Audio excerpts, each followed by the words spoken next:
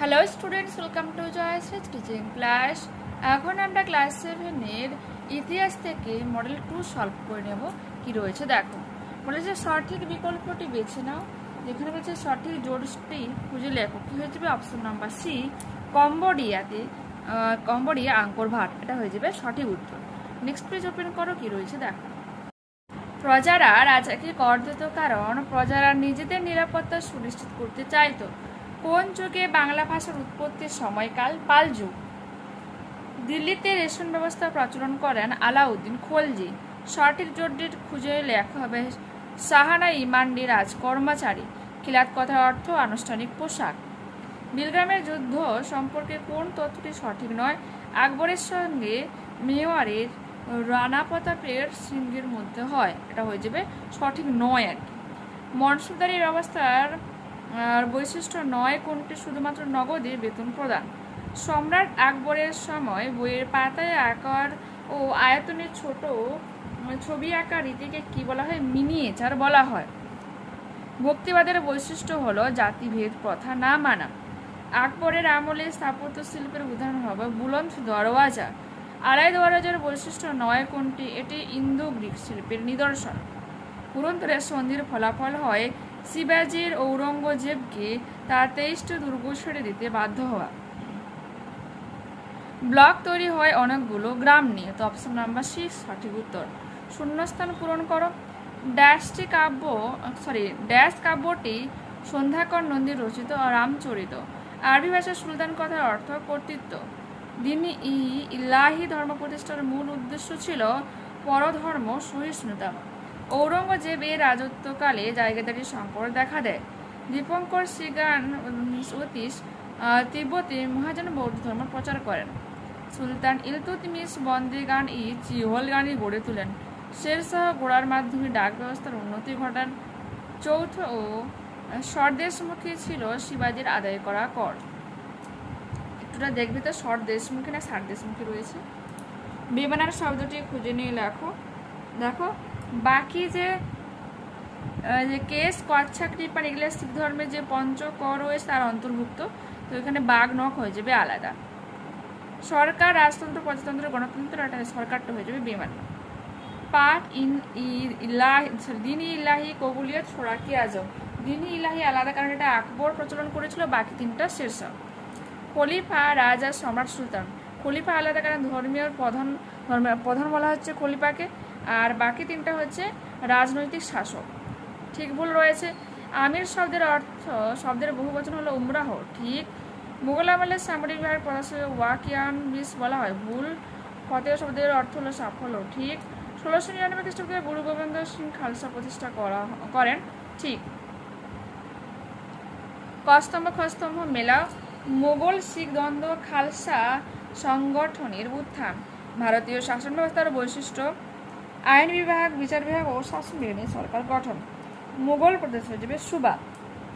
এরপর রয়েছে টিকা লেখো। দেখো এখানে রয়েছে চর্যাপদ, দেখে না পড়বে এটা। দক্ষিণ ভারতের কৃষিতে জলসেচ ব্যবস্থা কি রকম ছিল? এই যে খাল কেটে সেচ ব্যবস্থা করা হয়েছিল, বৃষ্টির জল ধরে রেখে সেচ ব্যবস্থা, তারপরে হচ্ছে কুয়ো খুঁড়ে সেচ ব্যবস্থা।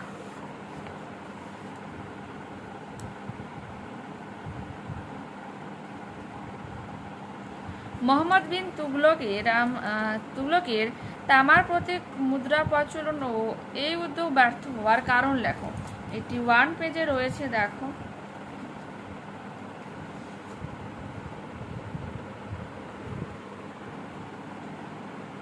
করবে কারণ আর ব্যর্থতা রয়েছে,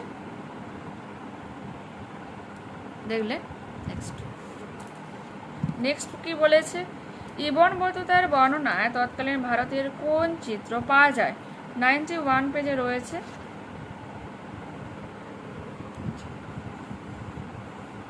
সুলতানি আমলের সামাজিক, অর্থনৈতিক, রাজনৈতিক ইতিহাস জানা যায়। পরবর্তী প্রশ্ন রয়েছে ঔরঙ্গজেবের দাক্ষিণাত্য নীতির মূল উদ্দেশ্য লেখো। 123 পেজে রয়েছে এটা। উদ্দেশ্য রাজ্য সমূহ।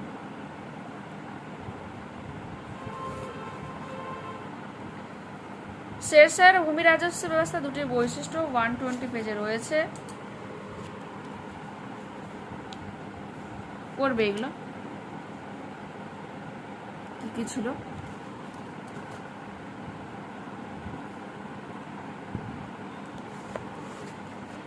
এরপর কি রয়েছে,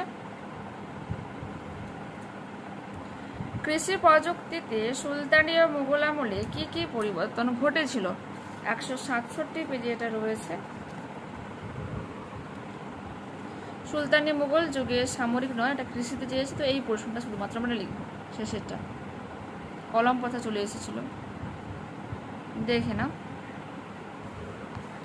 এরপর কি রয়েছে, মধ্যযুগীয় ভারতে সুফি আন্দোলনের কি প্রভাব পড়েছিল, 171 পেজে রয়েছে, করবে এই প্রশ্নটা, 26 নম্বর প্রশ্ন সমাধান। পরবর্তী প্রশ্ন রয়েছে, মনসবদারি প্রথার বৈশিষ্ট্য লেখো, 195 পেজ।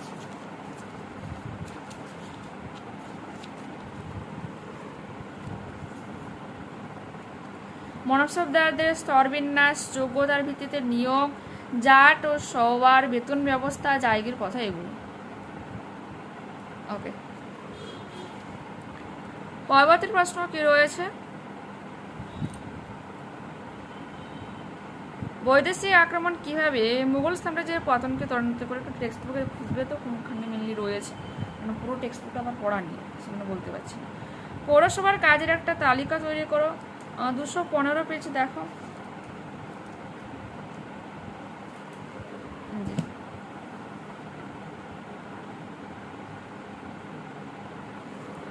নেক্সট, গণতন্ত্র টিকা লিখতে বলেছে, সংজ্ঞা আর বৈশিষ্ট্য রয়েছে, করবে। রামায়ণের সঙ্গে রামচরিতের কাহিনীর অমিল কি কি, 58 পেজ। দেখে না, রচয়িতা রয়েছে ভৌগোলিক মূল কেন্দ্র, উদ্ধার কাহিনী, প্রকৃতি। এরপর কি রয়েছে, বিদেশে ভারতীয় সভ্যতার কোন কোন উপাদান বিস্তার ঘটে, টেক্সট বুকের 40 পেজে রয়েছে।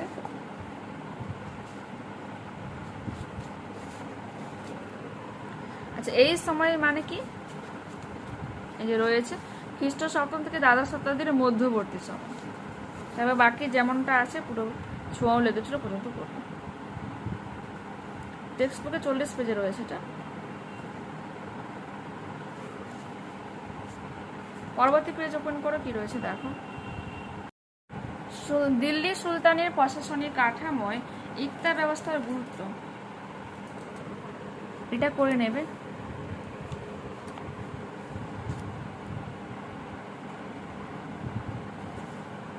রাজ্যের শাসন পরিচালনার জন্য, সেনাবাহিনী পালনের জন্য, রাজস্ব আদায় ও শাস্তি বজায় রাখার জন্য।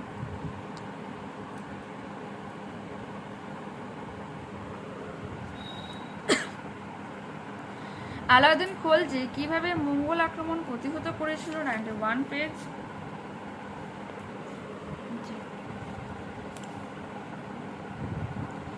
বিশাল সেনাবাহিনী গঠন, সিরি শহর নির্মাণ, এগুলো করবে।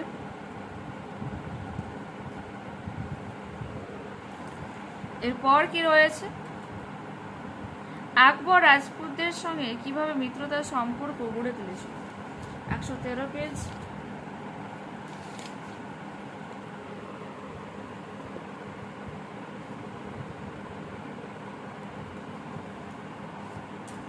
দেখো ভালো করে,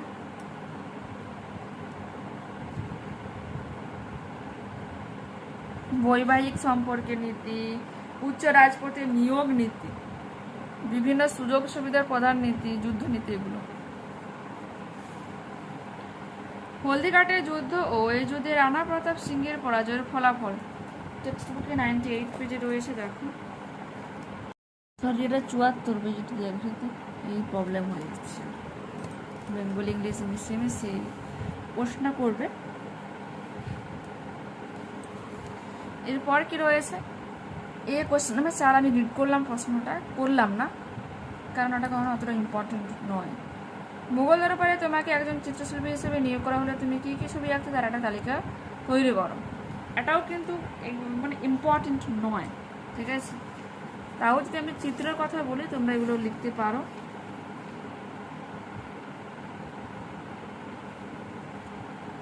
আর তোমার রয়েছে কি কি ছবি,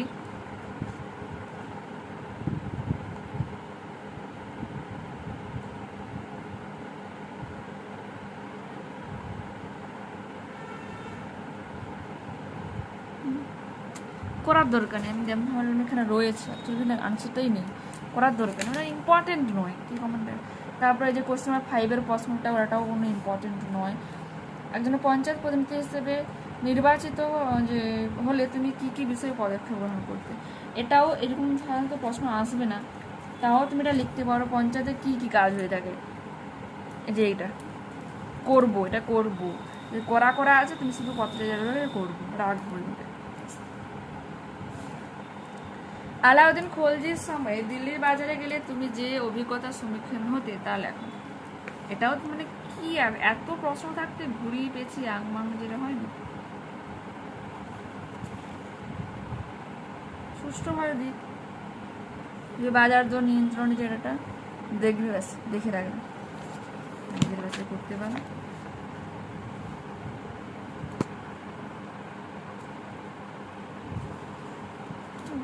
কাজ নিয়ে বানাবো, গল্প বানাবো নাকি, আমি এটা করতাম ওটা করতাম।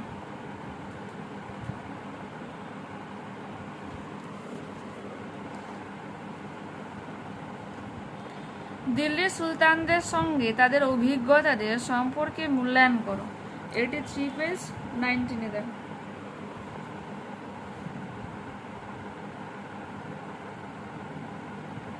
দেখে নাও। এরপর কি রয়েছে, এই যে তোমার দুয়েরটাও আমি স্কিপ করলাম। শেরশাহ শাসন ব্যবস্থার মানবিক চিন্তার কি কি পাওয়া যায় 110 দিক। মানে এই মডেলটা না, মডেলটাতে যা ইচ্ছে তাই মানে নিজের মতো করে ছোট বাচ্চাকে হয়তো বসে দিচ্ছে, ওরা কি গল্প বানা, দেখে না।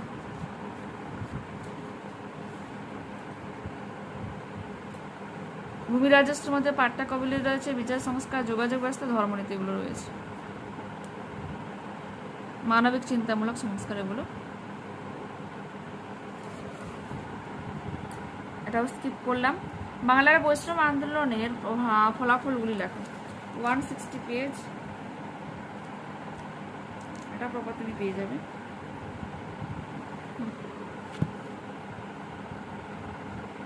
বাংলায় বৈষ্ণব আন্দোলনের ফলাফল: মুক্তি আন্দোলনের জনপ্রিয়তা বৃদ্ধি, সমাজে জাতিভেদ প্রথা হ্রাস পায়, বাংলা ভাষা সাহিত্যের বিকাশ, বাংলা সংস্কৃতিতে কীর্তনের জনপ্রিয়তা বৃদ্ধি। তো দেখতে পেলে এখানেই কিন্তু পুরোপুরিভাবে আমরা এই মডেলটাকে কমপ্লিট করে নিলাম। নেক্সট ক্লাসে আবারও দেখা হচ্ছে। যারা চ্যানেলে নতুন রয়েছে অবশ্যই তোমাদের কাছে রিকোয়েস্ট রাখবো চ্যানেলটাকে সাবস্ক্রাইব করে নেওয়ার জন্য, বন্ধুদের কাছে ভিডিওটাকে শেয়ার করে নেওয়ার জন্য। যদি এই ভিডিও তোমাদের ভালো লেগে থাকে, যদিও জানি অনেকের পছন্দ হবে না, তাও আমি বলছি, কারণ অনেকে বলো যে অনেকগুলো কোশ্চেন আনসার আমি পেলাম না, কিন্তু আমার পক্ষে সম্ভব নয় এতগুলো মডেলের পাশাপাশি এই ধরনের প্রশ্নগুলোর উত্তর আমি বসে বসে লেখব, সেজন্য আমি স্কিপ করি।